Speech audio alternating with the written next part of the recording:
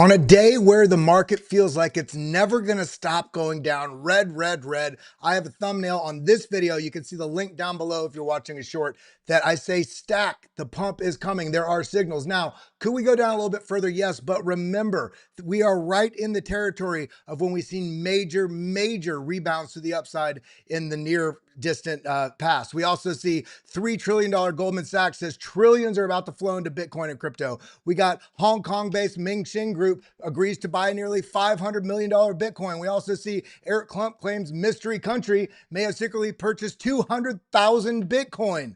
Guys, this is not bearish. And now we see the Treasury starting to basically, having to buy back because nobody else is. We're setting up for monster gains in this market. And so when we see the price action come down to these levels that we've been marked out for quite some time, especially here on the 4-hour chart, look at this, hovering right around this multi-year trend line, whether it's on Bitcoin, also on Ethereum. Look at this, breaking down, bear trap, breaking up, bull trap, coming right back to equilibrium. The market's doing everything it can to shake you out. Do not get shaken out. Make sure you subscribe. We'll keep you on the right side of the trend. We're going to be diving into these stories and more. We're going to show you some targets and signals that I'm seeing. But with that being said, get active in the live chat. We're going to be getting going here in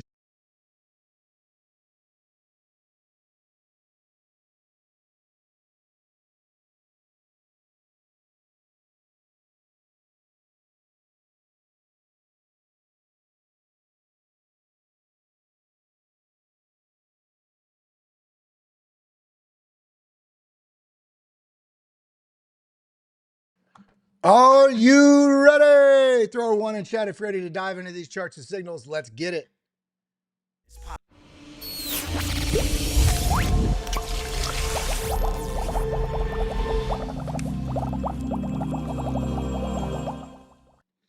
The market is doing its best to absolutely frustrate the living hell out of every single person in here that does not have a longer term outlook. Because when we're looking at this market as it sits right now, I thought we were going to go up, but now we did go up and now we're pulling back. It's crashing 1% down. This is not a crash in my book. This is still part of that chop solidation that we've been talking about, the fake out to the downside, the fake out back to the upside, coming back to equilibrium. And we're seeing some pretty big moves to the downside here, but not really that big. We're actually seeing pretty steady market when we're looking here at, the wider market here. But when we're looking at, for instance, Ethereum still sitting in the same range that it's been in since all the way back here at the beginning of August 9th, not so long ago. In fact, we're still maintaining this area. The one thing that's a little concerning is that this low was breached. We do have a little bit lower low here. If this cannot continue to the upside, then we have a lower low followed by a lower high. But at the same time, when we zoom in here, we also see the formation of an inverted head and shoulders that could be, I didn't say that is, but that could be forming. We have some work to do, and this is all telling the story of this frustrating moment everybody's waiting on tomorrow. For some reason, the crypto community now is waiting on the Fed, which this is supposed to be outside of that system, right? But everybody feels like they're waiting for the Fed to give them signal about what the immediate near term in the next 3, 5, 8 days is going to be in terms of direction, because everybody's trying to trade this versus finding excellent buying opportunities for the impending incredible parabolic run that is going to hit this market in the near future. Now, what's going to happen tomorrow? We got the Jackson Hole Summit with Jerome Powell. We've got other Fed speakers. In fact, one of the Fed speakers today said that he thinks that the rates are too high and that we could cut as much as 100 basis points, which is basically 1%. Now, is that going to be the story, or we're getting conflicting signals back and forth, the bullish, the bearish, the PPI, the jobs numbers, but inflation, but then it's just like, this is all so exhausting. So screw all that nonsense. Let's look at the charts today. Let's make sure that we are prepared, whether or not you're buying or selling. You can also have the peace of mind to understand what's likely going to happen so you don't get triggered emotionally as it does. Now, diving in here, before we do, we got about 600, 700 people in the room. Shout out to everybody that is here. I see a lot of people just rolled in. If this is your first time, I can guarantee you this is not going to be your last time. My name's Kellam here at BitLab Academy. Shout out to our channel partners, BitcoinIRA.com. I got Chris Klein coming on tomorrow, giving us some insights into the market and some of the behaviors of some of the people on their $14 billion asset management company, Bitcoin IRA. So we're going to get some deep insights there. And then, of course, also our other partner, Arculus. Head over to getarculus.com. Use code BitLab, BITLAB, BitLab20 for 20% off, the best crypto cold storage solution there is. Now, diving in here, what are we seeing? Because we're seeing some interesting things. In a day where the market is not moving up on command like we want, just remember what this looks like, guys. Bitcoin has fallen 8% or more and bounced back 1,063 times. In fact, you could argue it has always bounced back, minus the one that we're currently in, which I still think is going to bounce back. Based on the data we're seeing, this is up and to the right. Now, this is not logarithmic, so you're actually seeing the scale and the different size moves that has happened here, because this is not on a logarithmic chart. But what you've seen all the way back since 2009 into 2010, now coming into 2017, that parabolic top, the sell-off. But look, this was just a retrace into another continuation up, another massive retrace into another continuation up. This is the story of Bitcoin. So when we're seeing a little pullback on the asset of our dreams right now, and we're losing our minds because it's not just going up right now, let's take a little bit of a chill pill and realize that every sense of the framework surrounding Bitcoin now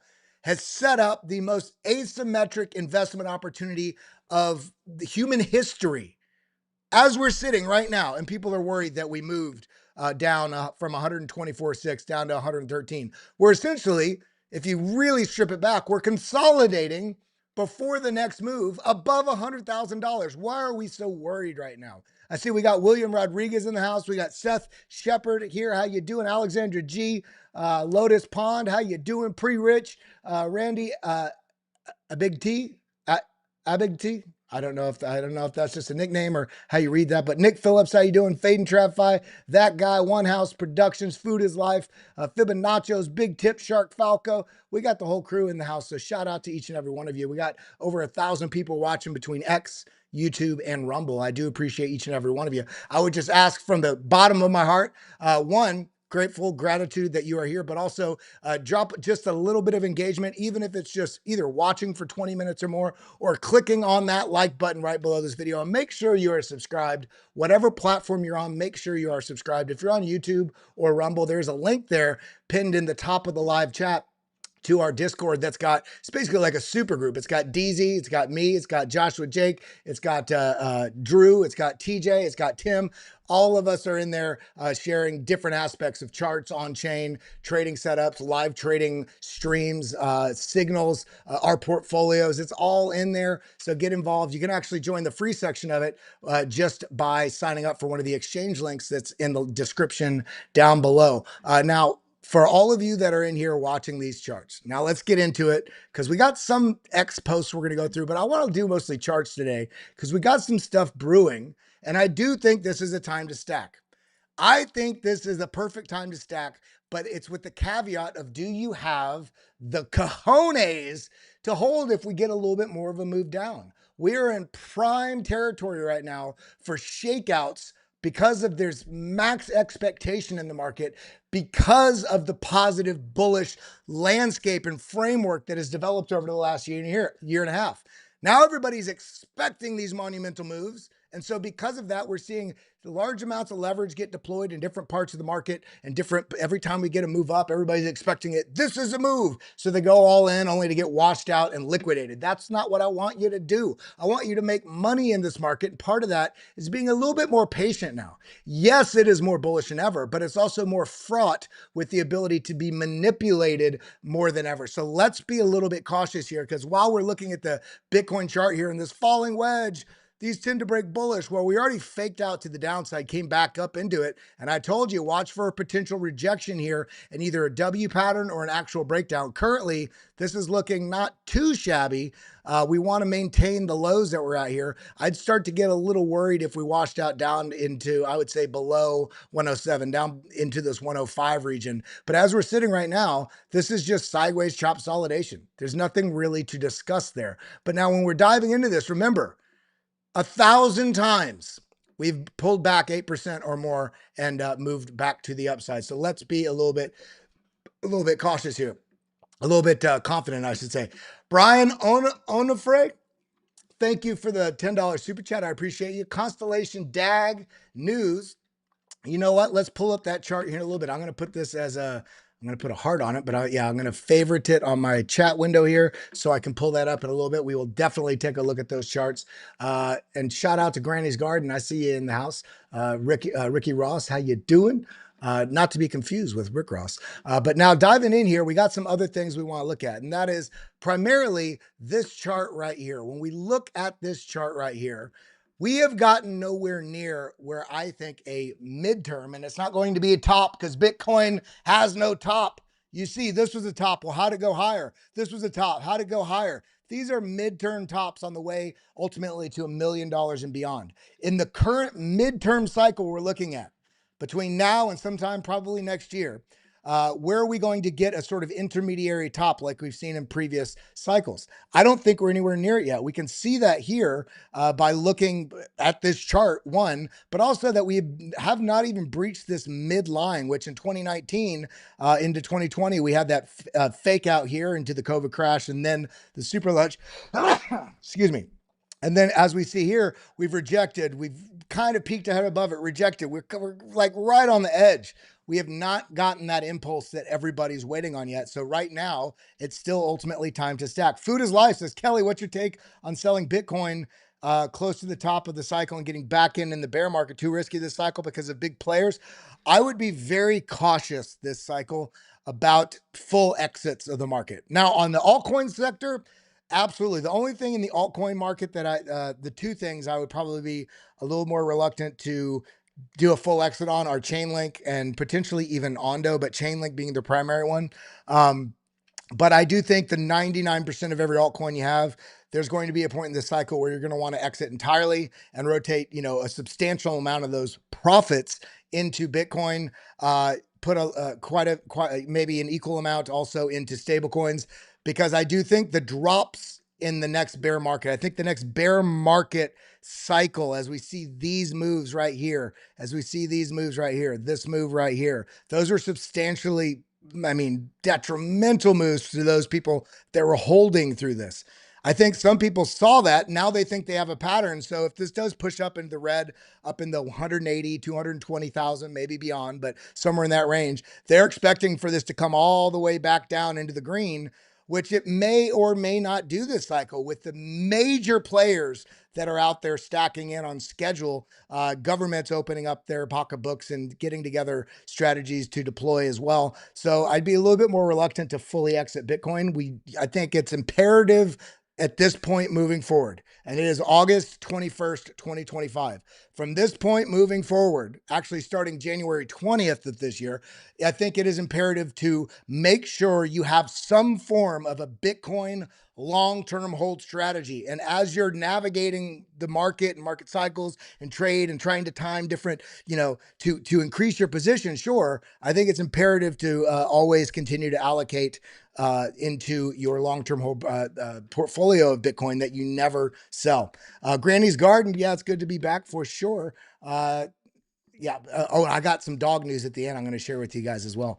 So let's stick around for that. Now let's continue on because we got a bunch of stuff we're going through today, and we got the liquidity signal is 545 at launching Bitcoin to new heights, and it's at least doubled each time. And look at this signal flipping right here. This was on the way. This already in the middle of this run to the upside, continued up all the way to this secondary top here. Again, right back here in the 2017 move on the clip here. Look, more than doubled here. And then of course, back here in 2012 into 2013, this is just now flipping again, even here, where it was this November November 2023. Let's see where the price was in November of 2023. November 2023 would be about right.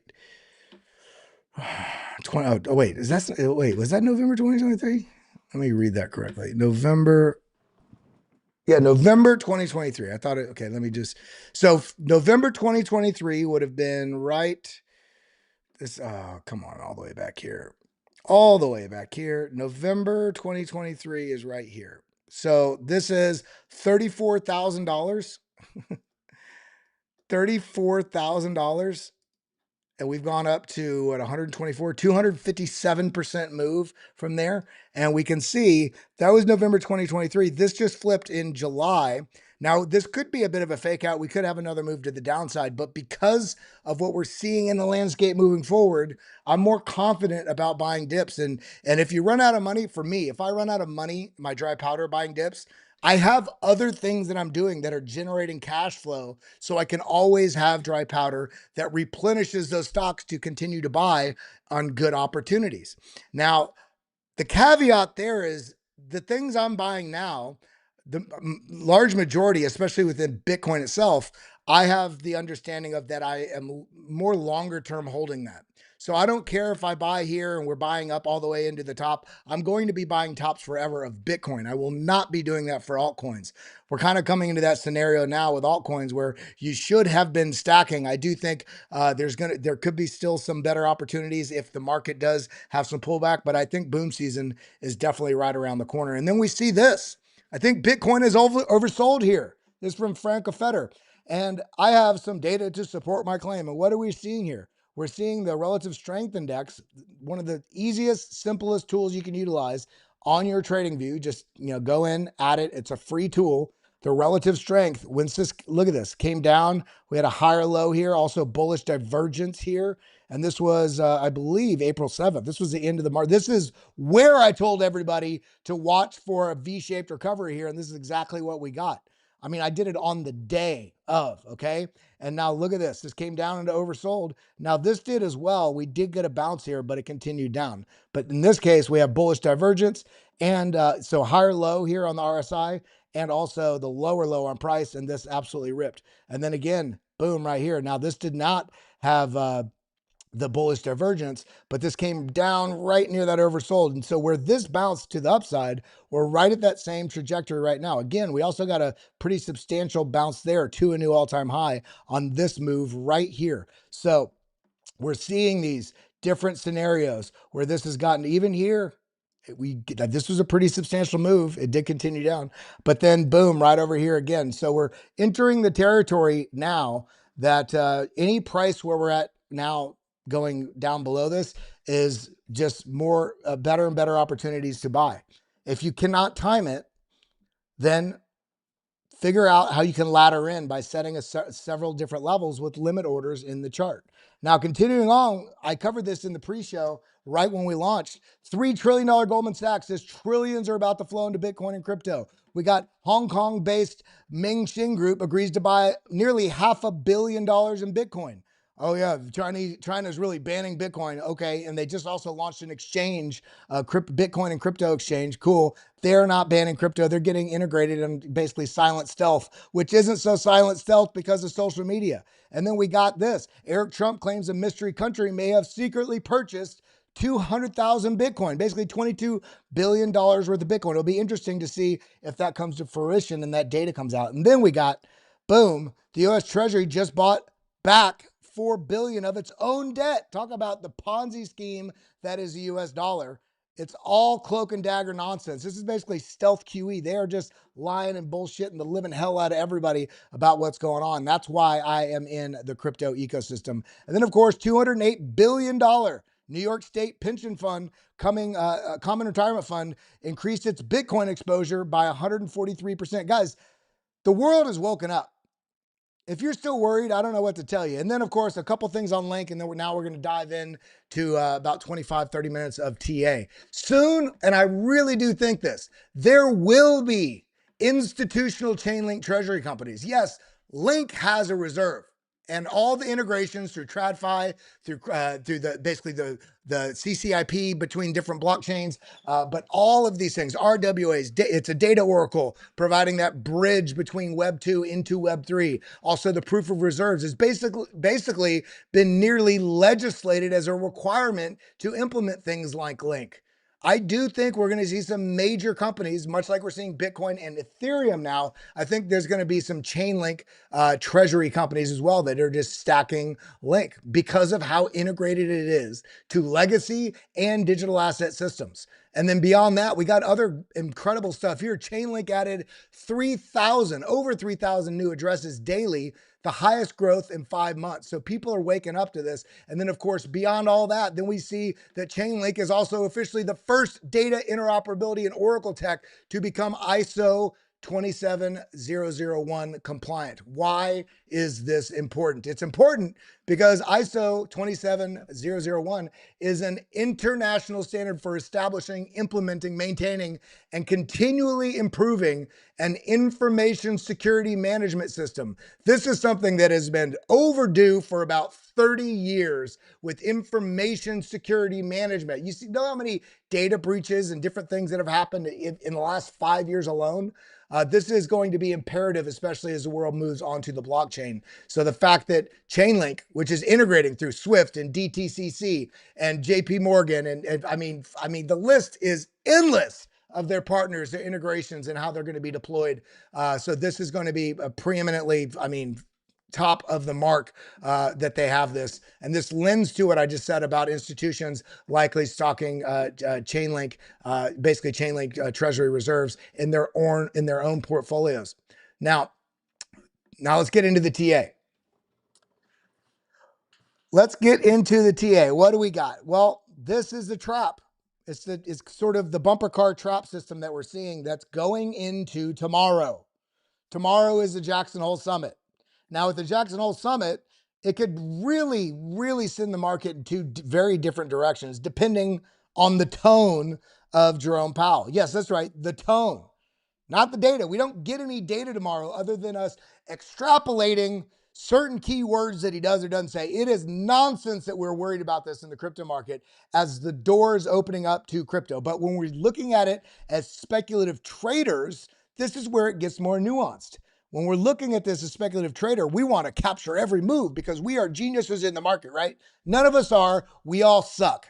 You cannot beat algorithmic trading. You cannot beat multi-hundred million into the billion-dollar market makers that are going to push this market where they want it. Now, we also get the retail interest and the other high net worth speculative players also adding to the fray here. But what we're seeing on the liquidation heat map here is people are hedging in both directions. People are going long, people are going short. We have a lot of liquidity below us, a lot of liquidity above us. This is on the 3-day chart, but what does it look like on the 12-hour? Same thing. People are not really sure. Looks about fairly equal here in terms of how much liquidity is on both sides. So for me, it's kind of a no trade day, but if we do dip into this 112,000 or slightly below, it's just another signal for me to be stacking in for me. But I have a midterm to mid-long-term sort of a plan here. Now, if this does move up into this, I'd be a little hesitant to jump in because we got a green candle because we don't want to miss it, because this very likely could scoop up into this, bull trap people, come back down, scoop the liquidity below us before it resolves in either direction. So I'd be a little hesitant probably through Saturday as some of the noise of Jackson Hole gets a little bit cleared up. I already know I suck at this game, but one day, hey, pre-rich, here's the whole deal.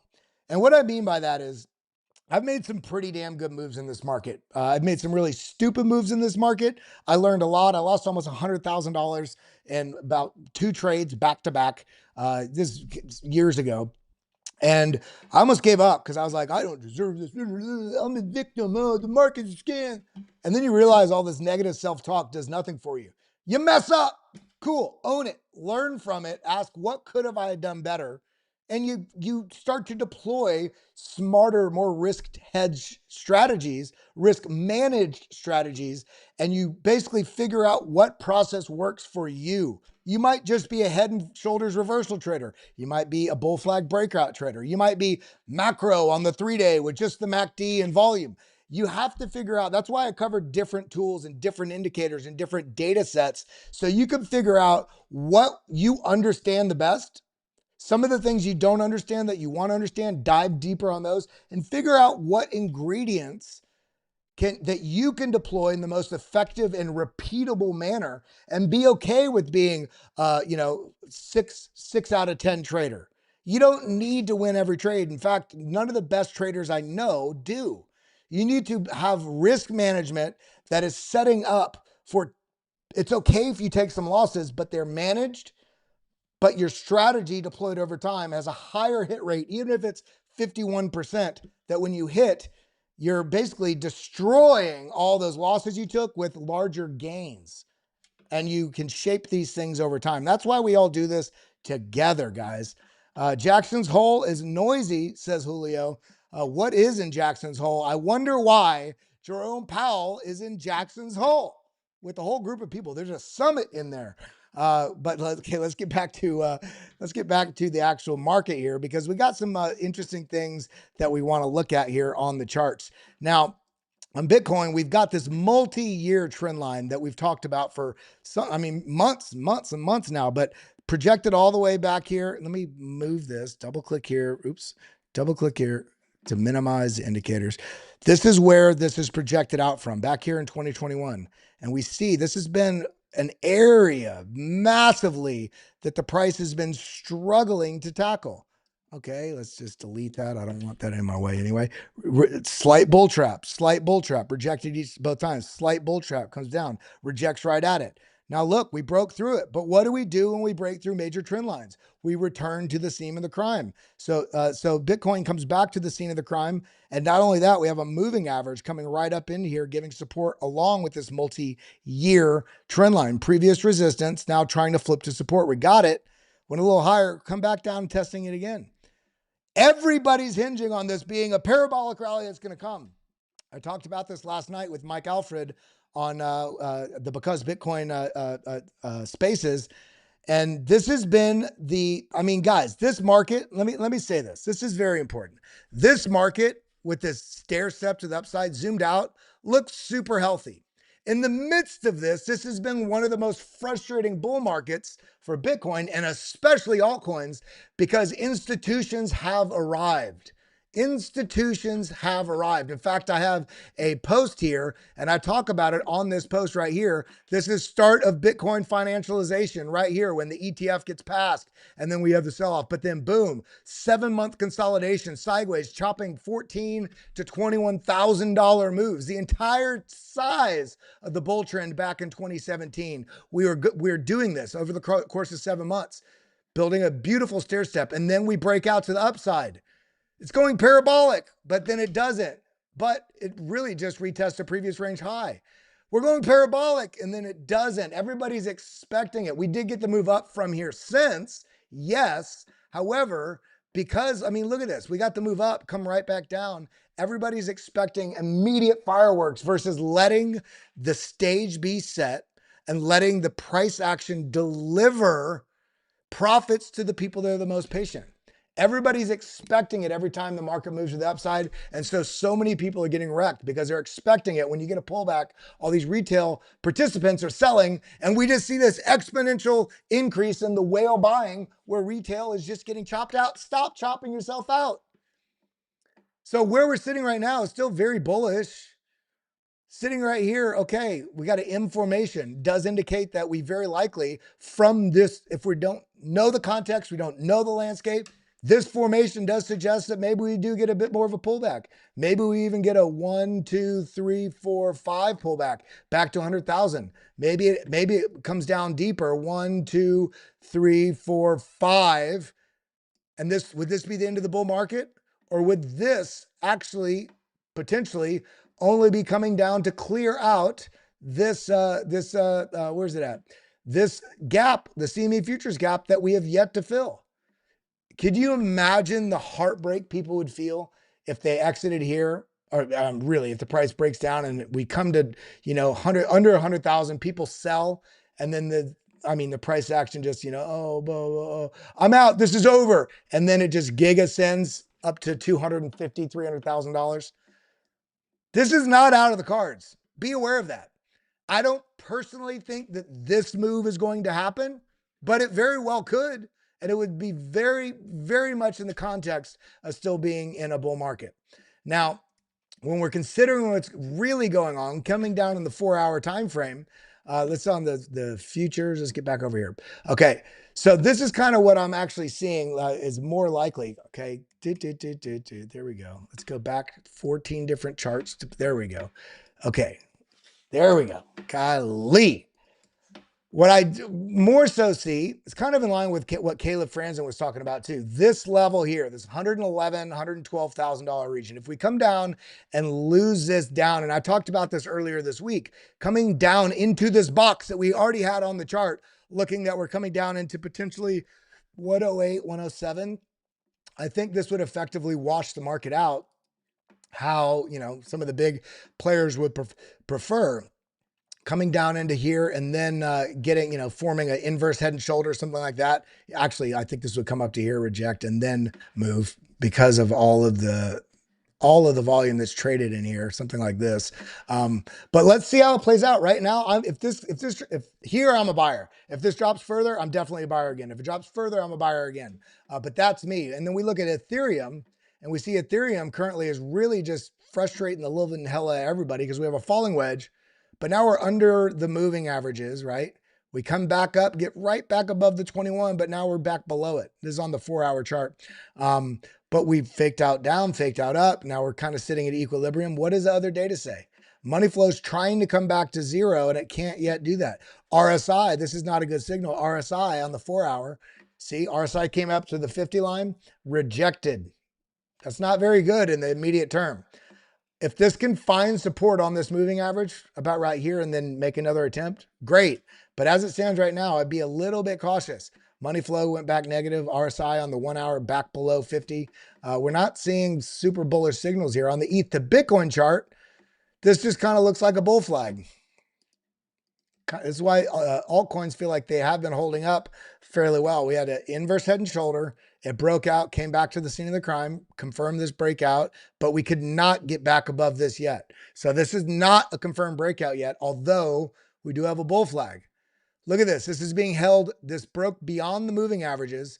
It came back down, rejected at the 200, came back down, rejected at the 21. So now we're kind of, this is not a bullish or bearish signal. This is very neutral to me. People see the bull flag has to go up. I see a neutral setup here because we have a bull flag with money flow that's come out with the RSIs struggling to hang on to the 50 mark here on the 1-hour chart. Whereas on the 4-hour chart, it's looking angled down, right? Also barely holding on to this 50. So if we get the breakout on this would be great, but we really want to see this take out this high right here if we're expecting the alts to run. Now, Chainlink got a nice move up and then the move right back down. So what has been the story, guys? Okay, kind of a bull flag here, right? Nice move up, falling channel, breaks out to the downside. These tend to break up.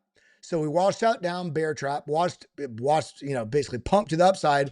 It's mooning only to come back. Now, currently, this is looking more bullish than what we saw on the ETH to Bitcoin pair right here, or the ETH pair.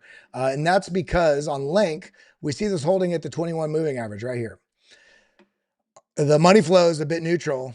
The RSI is trying to hang on to this 50 mark, which is right here.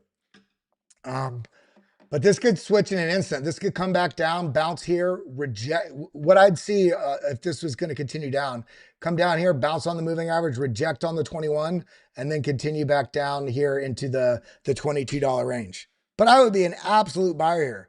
But notice, we also have this rounding top, kind of expected. Or if you don't see the rounding top, you see the M formation. There are bearish signs around. On today's thumbnail, on the title of the stream, stack. Okay, stack, great. You need to have midterm to midterm long-term time frame understanding of where this market's going to have the confidence to stack here and not get chopped out in the process. If you're stacking into a 20x position, that's not stacking. That's going into the gambling casino. What I'm talking about stacking is we have, I think, a setup for much higher prices in the immediate term right now, whether you're looking at Chainlink, whether you're looking at Ethereum, whether you're looking at Ondo, there are better prices than we had before, and we're on the cusp of potentially setting up a reversal, but it's also setting up to potentially break down. If we get better opportunities lower, have the courage to stack if you have that midterm to long-term setup mind frame. But let's look at DAG because we got the $10 super chat. Thank you again for that. But looking at DAG, we haven't looked at this in a while. It just kind of fell off my radar for a little bit. Nothing to say bad about DAG, but massive inverse head and shoulders here forming with the bulls trying to make that run up, came back down. But after this came back down, notice this breakdown, we had a higher low. So this is kind of indicating some bullish structural setup here. Some positive movement that DAG has had lately with some of the developments and deployments they've had, some of the people they're rubbing shoulders with, some of the people that they're doing different interviews and, with the digital chamber and many different things. But this is looking good on the daily. The RSI, we got a bit of a higher low here, much like the price, so it doesn't really tell us much. But this is struggling to get past into the bullish strength territories, struggling to get back above this 50 line. RSI, sorry, the money flow is also negative. What does it look like on the 4 hour? Okay, kind of a big washout here back. I mean, it's not really any signal here.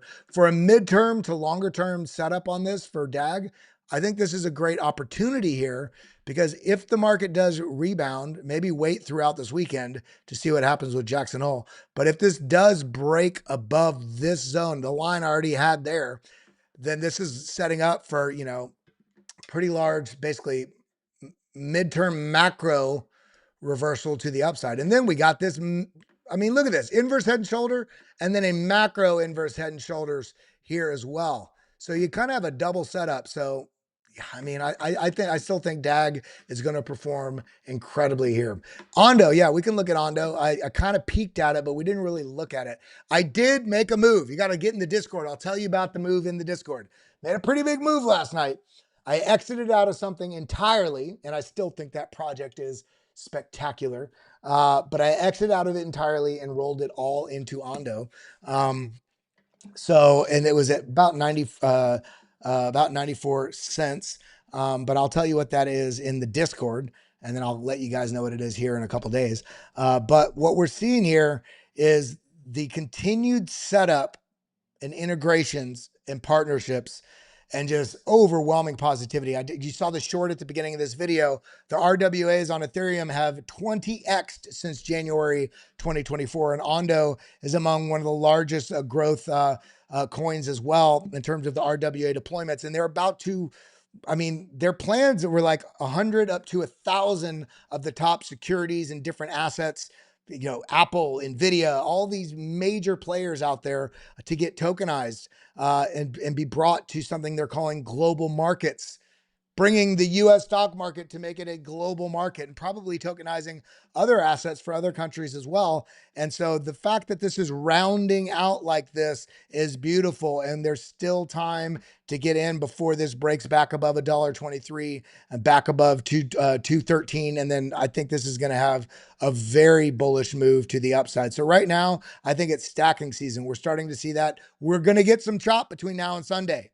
Be prepared for that. If we don't get rate cuts in September, I personally think that will be more bullish for the market because it gives more of an indication we're going to get maybe a more substantial cut later, in October or beyond. But I think it's going to extend this bull market. So let's not be so hinged on what Powell said or didn't say or the tonality. The longer this market doesn't absolutely rip to the upside, the more of an opportunity we're having to stack in the assets before that major move comes, because I do think it's coming. But I love you guys. I appreciate you guys. One of the things we didn't cover today, which I cannot believe I did not do that yet. Let me pull that up real quick, is we did hit a new all-time high yesterday for BNB. BNB, Binance coin, broke to new all-time highs up here into the 880s. Look at this. I'm just putting my mouse over these. Quick tip for y'all. You see all these numbers that change when you move your mouse over different candles? OHLC, that is the open, high, low, and close of each candle. You see how those numbers change? If I put my mouse over this, I don't need to go to the very top. You just put your mouse over it. You can see the high of that was 883.86. The previous candle was 881.02. So up above 880, new all-time high for Binance. As you can see right here, the previous all-time highs was back here in the 600s. And then here was in the 660s. And then here was in the 700s. And then here was in the 780s. And then here we're just melting to the upside. I think this is going to have another pretty substantial move to the upside. Tau also still kind of just holding on for that move to the upside. There's been some trouble in paradise with Tau lately. I have it. Let me see here on, where's it at? I've got it bookmarked here somewhere. Oh, I got to show you the dog thing here as well. Let's see. Where is it at? There's something here. Meta Platforms has paused hiring of its AI division after bringing more than 50 researchers on. There's another one in here as well, too, somewhere. Sam Altman also thinks that we're kind of entering a bubble with AI. So there's just some concerns there a little bit, but I do, you just have to be aware of all the different narratives conflicting and fighting and companies and all these things going on. But let's get down to the 4 hour on Tau. This is under all the moving averages. You see, rejected at the 200, comes back down, tries to get above it again. Now rejects at both of them. Fake out up, and now it's legitimately under all of this momentum is flipped bearish. We're coming down, testing the range lows here that we saw back here in early August. If we lose those, I think we're coming back down to about 317. That's the low of this range. And if we lose that, then I mean, we could see a pretty big spill there. So do with that what you will. Still bullish on the after some of this uncertainty gets washed out. But Injective also came up. Look at this. Let me delete this darn Fibonacci. Came up into the box that we've been talking about. It just could not break through it. If we lose this zone, I'd see it's coming down to potentially 1199, potentially down 1199 to 1150 range. If we lose that a little bit further, but I'm not saying this is going to go down. This is, if we lose these levels, I think we're going to get a bigger spill. But I think all of this can be reversed with the matter of 3 key words that Jerome Powell says or doesn't say tomorrow. So be cautious between now and Sunday, I would say, about moves being major fake outs, whether it's Injective, whether it's Aerodrome, which is looking beautiful, but also has a rounding top. I'm not looking at a pattern and a potential breakout on any asset right now in the crypto market until we get the noise between now and the Jerome Powell speech tomorrow at Jackson Hole, and then the fake outs that push it more aggressively in one direction than the other, only to trap people before it may just completely reverse, double wash out people in both directions. Avalanche also looking like it's just kind of waiting to get set free back above $27, $27.50. So look for opportunities to stack if this does move down to 21 or 20 or 17, because this range has been playing out for some time here. So just be prepared. I still think the best is yet to come in this market. Make sure you're subscribing, following for more. I love you guys. I appreciate you. Hope you all have an absolutely wonderful, wonderful day. I slipped down the hill this morning walking my dog. I don't know where it went. Hold on. Here it goes. We do have an unboxing for the dog community given to me by one of the people at the dog booth at the Bitcoin conference. As you can see here, it finally arrived. I had to have it shipped from Las Vegas. We've got the dog plushie. Check that out. Pretty darn cool. It's got a lot of work went into this. This is pretty darn cool. Now let's go ahead and take a look at what the plushie is, baby. Let's zoom in, baby. What do we got? We got the blacked out dog plush. What a cool box. Check this out. Dog on Bitcoin, baby. What a cool Really appreciate that from the dog community. He's got, look at that. He's got a little necklace too with the dog bone on it. I love it. That's so darn cool. So shout out to the dog community. And you guys, I'm still holding strong on my dog. And I still think that there's going to be a pretty monster move in the market for some, not all, but some meme coins here in the near future. Yeezy, what a bag of trash that nonsense is. If you bought that, and expecting to make money, then I think you're a fool. If you did make money, then you're not a fool. That means you're able to get in, take profit, get out. If you bought after you saw it, hours into it and then only got rugged, learn from that nonsense, because we got some, if you're going to hold meme coins and you don't have some dog, then I think you're doing it wrong. I think dog is the best meme coin out there, not just because it's on Bitcoin, but because of the community, because of the way it was deployed, because it has over 100,000 holders, because there's no major allocations for inside team players that are going to dump it. No paid KOLs. It's the anti-meme coin. Meme coin. It's a freaking culture coin for Bitcoin. And so, that's why I stack it. I want exposure to different parts of the market. And for the meme market, the only meme coin I would hold is dog. And so let's actually pull that chart up. I cannot believe, here we go. Let's pull that chart up real quick before we go. Okay. We made from the lows here, we made a staggering 457% move to this point here, breakdown into a falling wedge, a falling broadening wedge, breaks out, and only to come back. And technically we can see this trend line extended out. This has really been interacting. Boom, boom, support there, a bounce there, chop right around it here, came right back to that scene, which also is a key level that we've seen all the way back here since April earlier this year. But the community's only gotten stronger. The types of people that are in this is not some Solana trash where you buy and you're expecting it to moon or not, and then it's dead forever. This is completely different aspect of holder. There's hedge fund managers that hold dog, like Mark Yusko, Dan Gambardello from Crypto Capital Venture. If you've seen his channel, he's got great content. He's not a meme coin degen person, but he's got dog and he lauds it. He really supports that. So this is why, I'm looking forward to dog, breaking up here into the 0.006, up here into 0.9, basically 1 cent. The move from where it's at right now to go to 1 cent is, let's look at that. This goes up to 277% from there. And I think this would still only be the starting point. Do you guys realize that Dogecoin, just to put it in perspective, Dogecoin went up to about an $80 billion market cap was it last cycle? Let's look at this. Look at this. Boom, up here, 68, 59, 60, let's zoom in just a little bit, cut out all the noise. Look at this, up here, 60, 73, right up in there, boom. Again, 60, twice in the tens of billions of dollars. And that's on Ethereum. And then you got dog on the largest chain with the most liquidity. And you see that this has only made it up to right at $1 billion. Guys, now am I saying this is going to go to 60 billion, 80 billion? I have no idea where it's going to go. I know it has a different type of longer term player minded people that are involved. It's getting listed on exchanges now, and they're not paying to get listed. They're getting listed for the strength of the community. So that's why I'm a proud dog owner. And I got my dog sleeping on the couch over there. I was walking my dog before the stream. I slipped down the hill. It was right at the start of the walk, so I had dirt all the way down. I had to go take a shower, wash my clothes. It was kind of funny, but I love you guys. That's all I got for today. That's all I got.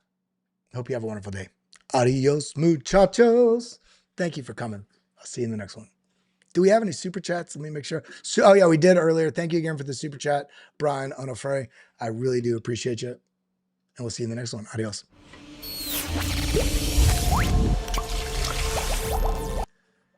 I'll be hosting a 4 p.m. Discover Crypto, a show. I'll be hosting the 4 p.m. slot on Discover Crypto today. So make sure you're tuned in there. Get your notifications on. I will be on the Discover Crypto channel, 4 p.m. today, Eastern time, in it's about 4 hours.